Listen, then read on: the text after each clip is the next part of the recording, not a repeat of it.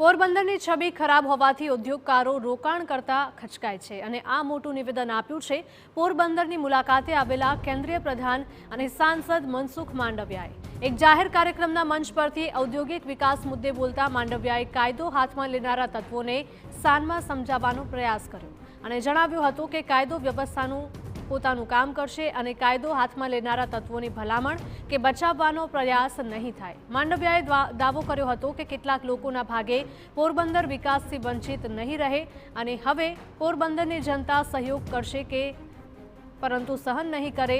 શું કહ્યું માંડવિયાએ, આવો સાંભળીએ। પોરબંદરની છબી સુધારવાની હું જે ઇન્ડસ્ટ્રીઝ સાથે વાત કરું છું એ ઇન્ડસ્ટ્રીઝ પોરબંદરની છબીને લઈને જસકી રહી છે। અહીંયા અમને ધંધો રોજગાર માટે થઈને કઈ અગવડતા તો નહીં પડે ને દોસ્તો। મારી પ્રાયોરિટી છે કાયદો અને વ્યવસ્થા।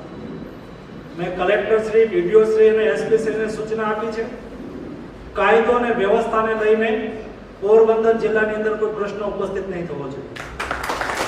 વ્યક્તિ કોઈ પણ હોય દોસ્તો, ચાહે મારા સામે બેઠનાર લોકો હોય કે સામે બેઠનાર ના લોકો હોય, મારી સ્પષ્ટ સૂચના છે અમારી કોઈ ટીમ તરફથી કાયદો વ્યવસ્થા ભંગ કરનાર લોકોને બચાવવા માટે ફોન નહીં આવે।